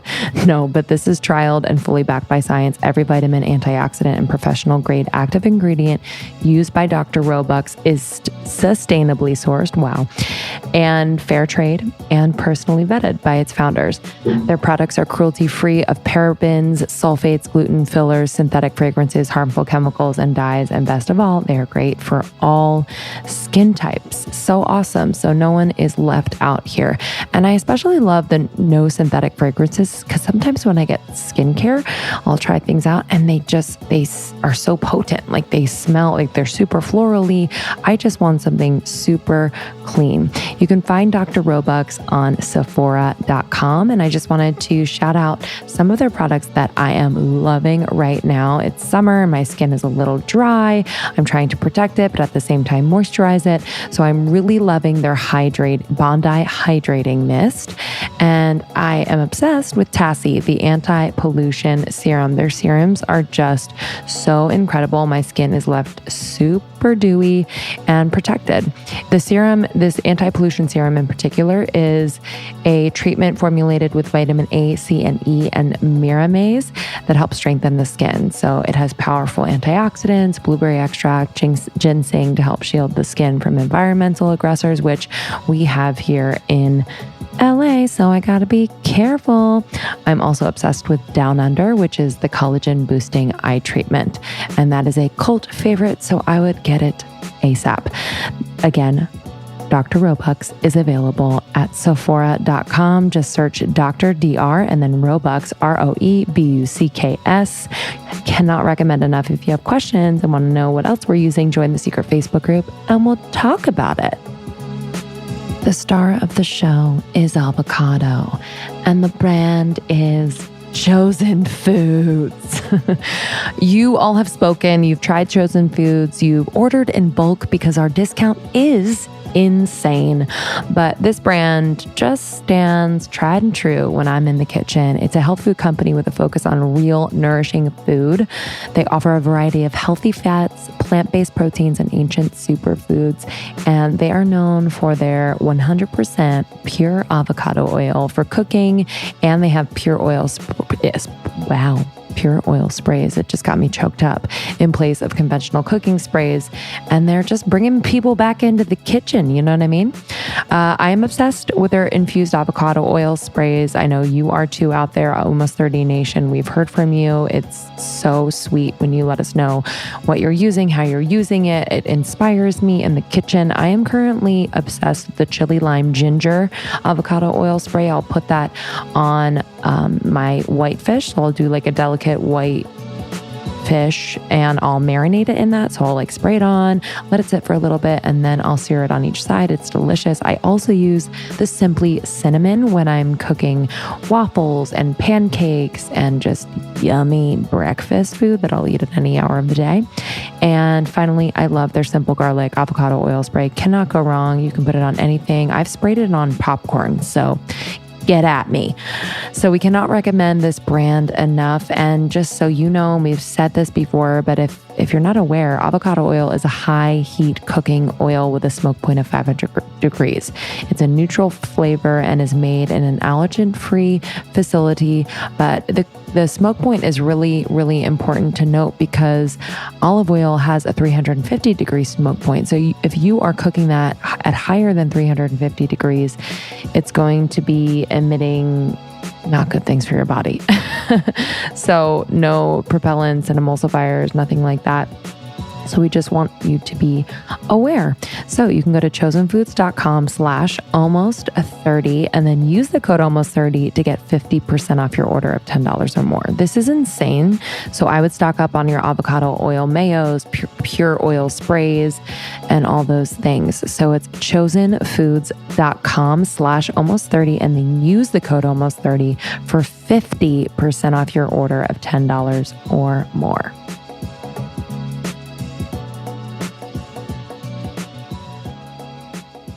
For you, if we think about, your trajectory and it's like you're there. Do you feel like that? Like sometimes I wonder with entrepreneurship and people that I meet that I feel like I admire and I see them at the pinnacle of whatever it is that they're doing.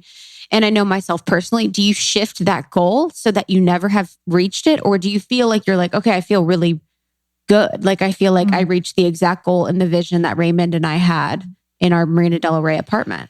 It's interesting. I think you hone it down. So we started off by saying, so we had one mission statement, and the mission statement was to define and bring respect and success to professional skin therapists through excellent education, innovative product, and outstanding customer service. One sentence, but it kind of summed up this idea. And remember, this was when there was just the two of us, and I was teaching, half a dozen people in a classroom in Marina Del Rey next to the Social Security office.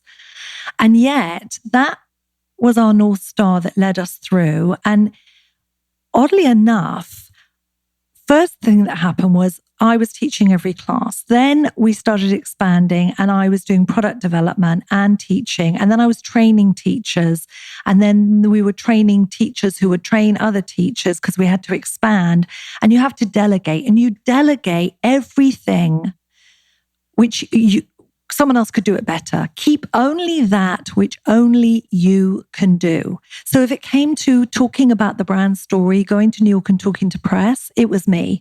Because I wanted to talk the brand story. I'm the only one that could talk as founder. Raymond and I were the only two. So it got really, really wide as we were building. And then as we got really great people on the teams, it started to come back to be narrow, narrow, narrow until now. I spend the majority of my time at Dermalogica talking to people in a room, sharing the vision, talking about the journey, sharing the entrepreneurial vision that influenced our industry. So it's almost like going back to the very beginning. And yet it's a completely different platform because it's a completely different resonance. It's a completely different size platform. And the same thing that made us successful, education and upskilling skin therapists, is the same thing that is our purpose today. Fight financial independence through education is our purpose. And that thread has gone all the way through the company. So yes, I delegated a great deal over the years. And now I've come back to, I guess, what has always been my purpose, which is trying to make people as extraordinarily successful as they can through education and entrepreneurship. And I know you have 2 daughters. Yes. And I'm just curious too, like, as you've built this business and they get older and see what you're doing, like, is there a separation between mom and this incredible entrepreneur, and how do you kind of weave them together? Like, what does that feel like as a mom? Well, it's all Jane. Yeah. Raymond and I have never had the ability to separate work and personal life because it's all a big, messy life. Mm-hmm. It just all interweaves. If we come home and we're agonizing about, a distribution challenge or something, or a cap doesn't fit the bottle or something, you don't walk in the back door and say, okay, now no more talks about bottles. No. We're still talking about it while I'm, making sausages and eggs or something, whatever it might be. And so our 2 daughters, they're 25 and 20 now, they sat at the kitchen table as we'd be talking about the fact that, a delivery of caps was late coming in from Europe, or the silk screen on a bottle was coming off because the sunblock chemical was reacting with the printing, or they heard all of that. But they also knew that we were being driven by a bigger purpose. And both of them have incredibly well-developed senses of purpose. They're different than ours. And when we had children, we determined right from the beginning that they were not going to come into the company, that they would have their own dreams. We would encourage their own dreams and their own ideas, and that they wouldn't have what we saw as a burden of continuing a legacy that we'd built.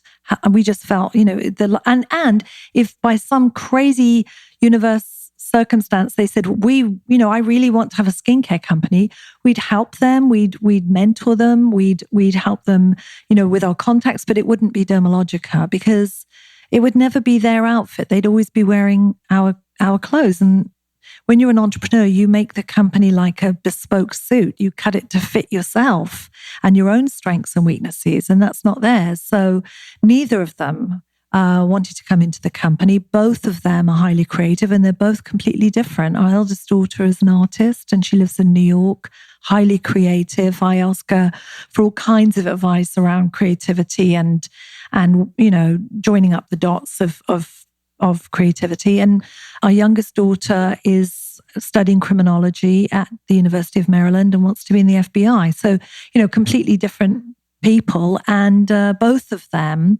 driven by a sense of purpose and that they're here with a mission. So I guess that's what they got from us. And, risk-taking and believing in yourself and never shrinking yourself. I think that's critically important for everyone, maybe especially for women, because I think, many things have circumstantially caused us to doubt ourselves or shrink ourselves or diminish ourselves or accept less than we are. And we absolutely cannot allow it. That time is over. We cannot allow it to happen. We're not giving up any ground. We are going to be authentically ourselves always, and never shrink yourself. Bring yourself big every day. Oscar Wilde said, be yourself. Everyone else is taken.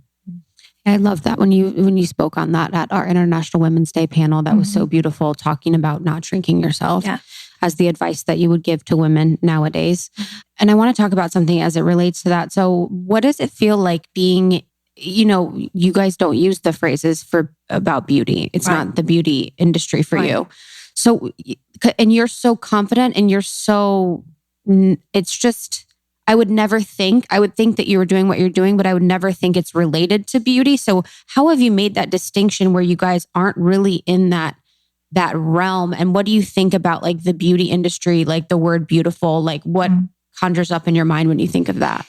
Well, we decided at the beginning, we weren't going to fall into the trap of skincare, and then we'll add makeup, and then we'll add nails, and then we'll add hair, and then we'll try and please everybody.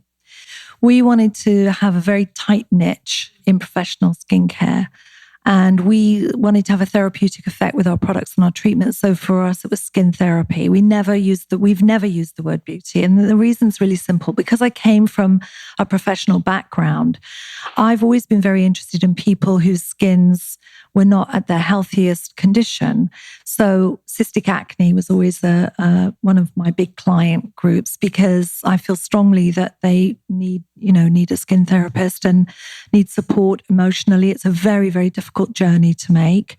And so for me, I know that word beauty is incredibly marginalizing to someone who doesn't feel that that's them. And it's not an aspirational goal. I think I love saying, do I think a sunset's beautiful? Of course I do. Do I see the beauty in my garden? Yes. It's not that I don't like that word specifically. I don't like it when it's applied to women. I don't like it when it objectifies us. Because if you think about it, the word beauty is incredibly ageist. Most small children, we don't think of it in that way. And most elderly people don't feel that word necessarily applies to them, especially if maybe they felt it did at one point. They feel they're no longer, beautiful. I mean, that's not true at all. And it's to pigeonhole us in this category is very objectifying. I think it's sexist. We only use the word around women. We don't use it about men. And so consequently, I think so many men over the age of 35 say to me, oh, your product, oh yeah, my wife uses your product. Oh my God, well, what about you? You've got skin. And they're like, oh, well, I don't use it. Well, why not? Because they think of it as beauty. But in fact, we're health care. So I'll say to those people, do you wash your face at all? I mean, do you ever wash your body? Yes, of course I do. Oh, well, you're using skincare. Now, I might suggest something better, but you're using skincare. Do you use a deodorant? Yes, of course I do. Well, do you use a toothbrush and a toothpaste? Yes. Well, okay. Shampoo, conditioner. All right. That's the category we're in. We're in self-care. It has nothing to do with beauty. And I think it's the greatest disservice for the professional skincare market that we've ever been put in that sort of lump. So maybe it applies if you're in cosmetics like makeup or lipstick. It's very temporary and it's very decorative and it's fleeting. But I just don't understand how it can apply to skincare because it's not about beauty. It's about optimum health of the largest organ of your body, which is your skin. I want your skin to be in its absolute optimum condition and health as part of your body. That's what I want for your body. I want it to be as strong and as fit as it can be. And that's what I want for your skin. So your skin, if you've had cystic acne, is not going to be the same as this other person's skin over here, perhaps, who's never suffered with that. And neither should it be. Your skin is your authenticity. But now we call it, skin positivity, whatever you call it, just don't call it beauty because it's like your fingerprint. It's completely unique to you. No one's ever had your fingerprints before in the history of the planet and no one ever will. That's just a reminder of how unique your skin is. So let's not allow ourselves to get lumped into some subjective, sexist, discriminatory label of, beauty. I just don't understand how it applies to someone's skin. And I think that we need to change it. So we just decided in our culture building, we just decided we're never going to use that term. We're not going to say beautiful. We're not going to say beauty. We're not going to say pampering, luxury, indulgence. We don't use those words. They're not applicable to serious skin therapy. And so because we never used it, we built a tribe that never used it either. And one of the things I'm the most proud of is when I see new salons opening, it's very rare that they use the word beauty in the name. When I see product lines launching, it's very rare that I see it in skincare. We eliminated mineral oil and lanolin, SD alcohol, color, fragrance right from the very beginning. And only now I'm hearing, clean beauty. I just wish it still didn't have the word beauty attached to it. It's clean self-care. It's clean food. It's clean wellness. It's clean skincare. It should not have that tag of beauty attached to it. It has nothing to do with it. Wow. Yeah, that how brands tell us how we should feel about ourselves is so interesting because now I'm in my mind down a little bit of a rabbit hole, just even walking past I think we were in London and we walked past a window and there was they had a curvy what's it called? A mannequin, a curvy mannequin.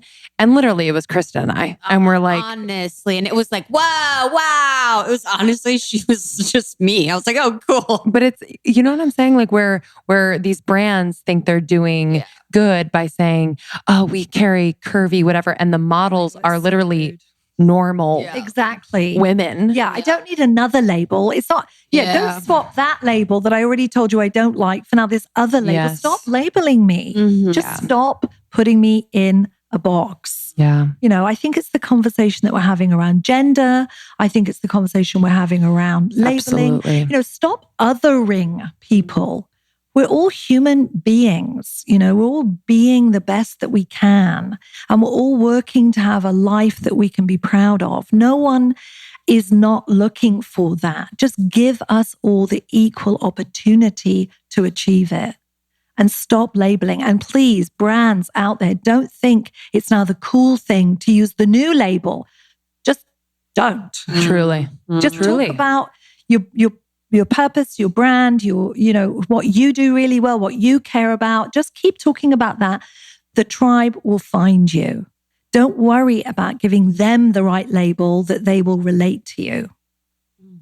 I wonder what that is. Is it because they want more press? Do they want more? I don't know. Sometimes I think it's because they don't, the marketing teams don't actually know what that brand is. So they try and give the brand a label that will apply to people with that. I don't know. I can't even explain it. It's like a shortcut.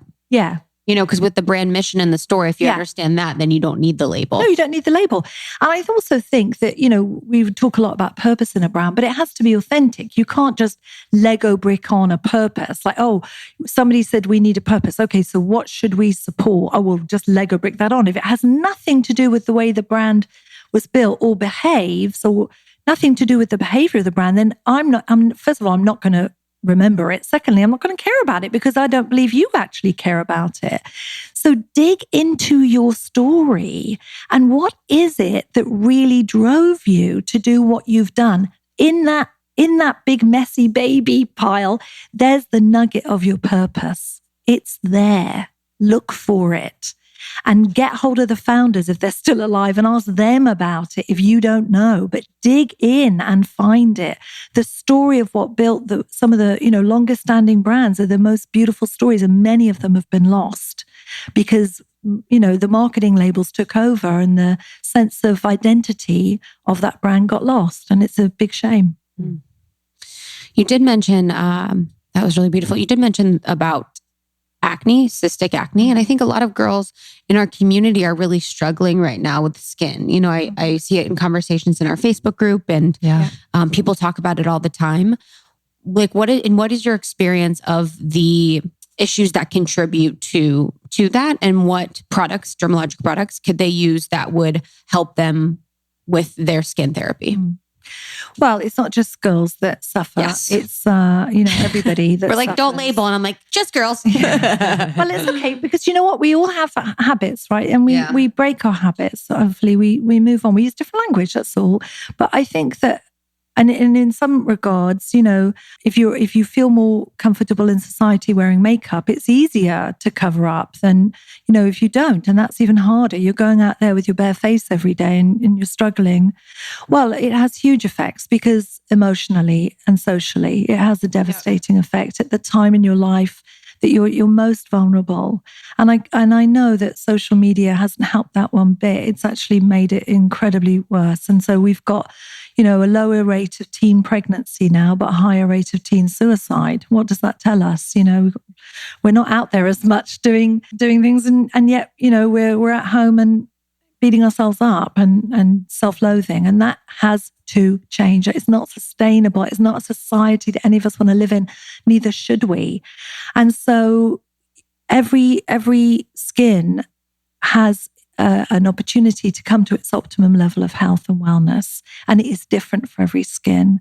And it takes different lengths of time for every skin. And I say it not just as a skin therapist who has taken care of clients who've struggled with acne, but as a mother who's both our daughters have struggled with it too. And isn't that ironic when they would go to school and people would say, you should really use Dermalogica. It's fantastic. And they'd be like, yeah. I know. And yet their skin was always in the best condition it could be because acne is genetic, largely. It's a genetic thing that burns through the skin and there's a timing issue. And yes, of course, we can improve it and help it, but there's no magic ingredient. So in the Dermalogica range, yes, of course, we've got products with benzoyl peroxide and salicylic acid and lactic acid and specifically designed for acne. And not only do we have products that you use at home, we have even more powerful products that are used in the treatment room by a skin therapist or by a clinical skin therapist who might be working in a dermatology office. And we make those just for people that are licensed. So by going to a professional skin therapist and asking about your skin, first of all, you will not be judged on your skin because we love skin and we love skin that has its own set of uniqueness. And secondly, we can access products that are of a different strength than the products you would use and buy off the shelf or at the counter. So whatever line it is, you need that combination of professional and retail products to get the very, very best result. And within the Dermalogica, we have a number of products called Active. It's our active clearing line, and that's focused specifically on adult acne and breakouts.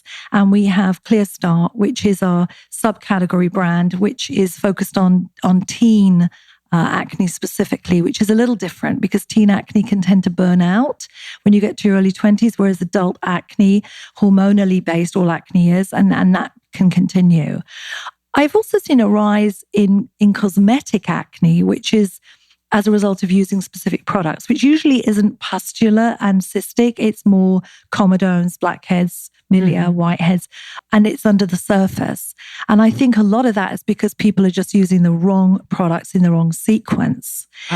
you were cherry picking products. I see people buying, okay, I've got 2 primers, 3 highlighters. I've got 1 cleanser, no exfoliant, and I don't use a mask. I'm like, okay, well, hang on. We got to get back to a regimen. There's something to be said for cleanse, tone, exfoliate, moisturize. And there's a system by which the skin as an organ is kept in its optimum health. And if you're suffocating the skin, if you're covering it with a lot of primers or elastomers or plasticizing agents, you're going to struggle with oil being released on the surface of the skin and removed. If you're wearing a lot of water repellent, water resistant, waterproof makeups or sunblocks, and you're not removing them with a specific cleanser, you're not removing the full residue from your skin. Dermalogica invented the double cleanse. We were teaching that in 1983 for the simple reason that if you were wearing heavier makeup, if you were wearing pan stick or pancake makeup, if you were wearing water resistant sunblocks, you have to cleanse twice. You have to use something that's going to solubilize oil and something that's then going to rinse off with water. So that was part of our credo, because that was always how you cleanse the skin professionally. And we develop all our products as if it's, because it is used by professional skin therapists. So every product you're going to use in Dermalogica has been developed with that professional market in mind. Wow. Yeah, I love the feeling of, because I've struggled with my skin for a while. Yeah, just the feeling of knowing that, and we've been into Dermalogica to have treatments done. And yeah, there is this sense of, your skin is unique. Like there is a way to optimize your skin for where you are right now in time, in your kind of development of your skin or wherever it is. And it does create, for me at least, it's like this sense of peace. Like there is a timing to it all, because I think it is extremely emotional. So to just trust that as long as we're taking care of it in the best way we know how and creating that ritual around it, that there will be different seasons of your skin that, Yeah, and every day it's different. I mean, literally every day. Yeah, every month it's different. Every week it's different. And you need a bit of an emergency pack too, so that, okay, so when this happens and you really did wake up and there's a new pimple or an irritated area or rosacea, what do you have in your toolkit that you can use when you can't, rush off to a skin therapist? Or, the skin therapist should be building that for you too. Right. You need your emergency kit. It's like, yes, I can go to the ER, but I need some Band-Aids at home. So you need that as well. And I think it's this idea of being, as you say, looked after, and you've got what you need, and that skin therapist has your back. And it's a lot more than just knowing what product to recommend. It's about understanding the skin as well as understanding product, because the two have to go together. Right. Yeah, just creating like a conscious consumer in that way, like where you're just educated on what you are buying, and it's empowering. And why it's right for you. Yes. If you're only getting your examples from YouTube, from the internet, it's not even your skin. And what is the qualification of the person recommending? Right. And I think that all those things you have to really think about. And there's nothing that substitutes somebody looking at your skin, touching your skin. How your skin looks and how it feels are completely different. How warm is it? How hot is it? How quickly do you flush? Do you flush with vitamins? If you take niacin, does your skin become flushed? How quickly does it go down? That's going to guide me as to how reactive your skin is, and whether this type of foaming cleanser would be better for you, or a gel type cleanser, or down to the last thing. So ultimately, it's fun. It's great to watch tutorials online.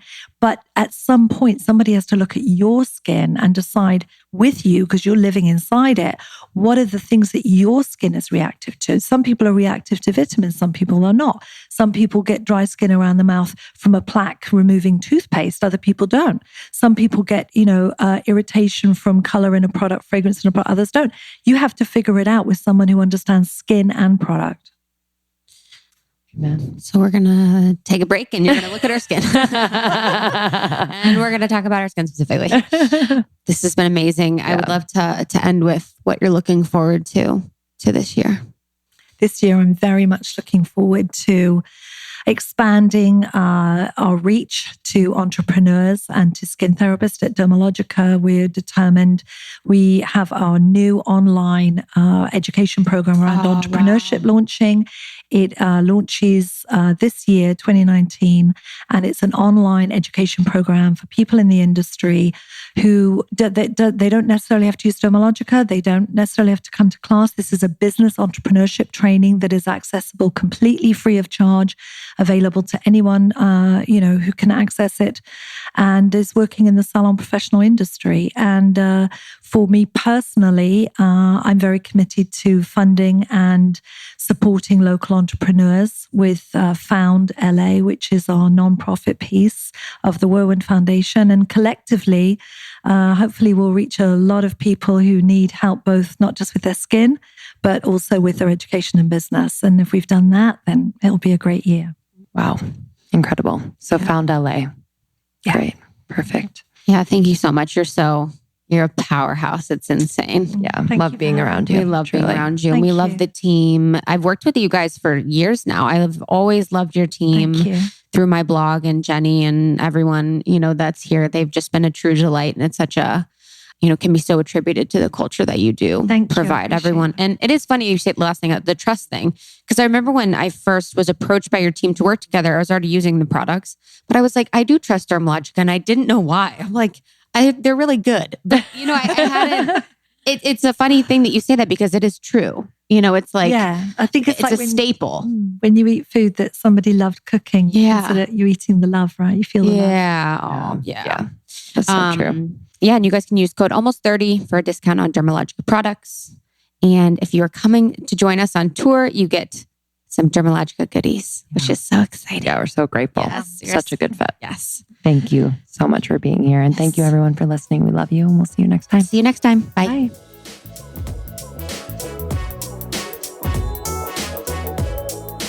Thanks so much to Jane for joining us. It was such a delight to have her in person. Yeah, huge fans of Dermalogica. They are on tour with us. So if you're coming to one of the tour stops, you will get some Dermalogica products. And if you're interested, my favorite is the pre-cleanse. Takes off all my makeup. It's amazing. So I'll use that before I exfoliate. I do like the micro exfoliant. I love all their body products, and they just have a great range of products that I've been using for years and years intermittently with other products that I love. Yeah, I use the Active Moist Mask. So you leave it on for 15 minutes and your face is moisturized forever. It's so good. It's so, so good. So thanks again. And we have a review of the week. Thank you so much for taking the time to write these reviews. It just gives us energy. Truly. We read every single one of them. Yeah, thank you. Almost 30 and ready. 5 stars. I recently turned 28 and I've been struggling with the thought that in 2 very short years, I will be 30. I feel like I should have accomplished so much by the time I'm 30, just like Rachel in that Friends episode. I'm not married. I don't have any children. I'm not happy with my health or where I live. The only thing I'm sure about is my career. And even that can get overwhelming to consider when I think of my 30s. I found your podcast a few months ago and fell in love. This podcast makes me feel seen. It provides me with tangible steps towards curating a future I love, and it provides me with a community of strong and incredible women who feel the same way I do. It pushes me to consider spirituality and holistic health outside of what I thought I knew, and I cannot wait to truly live my life for me. Thank you, ladies. That's from Brianna. Thank you so much, Brianna. That is so That's sweet. the whole point. It's feeling less alone. Understanding that no matter where you are in your process, it's right and it's divine. And it's interesting with life, sometimes you have one part figured out, and then the other part falls apart. Yeah. And then it kind of rotates. Totally. So, it's a rare opportunity in time to have everything working at once. And there's always kind of something that seems to be the focus. I agree. And it's taking away the shame of not being where you thought you would be. There's so much pressure and expectation, but if we just lift that and see and meet ourselves where we are and where others are, it's a beautiful thing to be a part of and to witness. So thank you for sharing. That means the world. All right, y'all. We love you so, so much. You can catch us on tour, almost30podcast.com/tour. It's where you can find the tickets. And as always, we're here for you. So anything you need, join the secret Facebook group. We're in there every single day. And we'll see you next time. See you next time. Love you so much. Bye.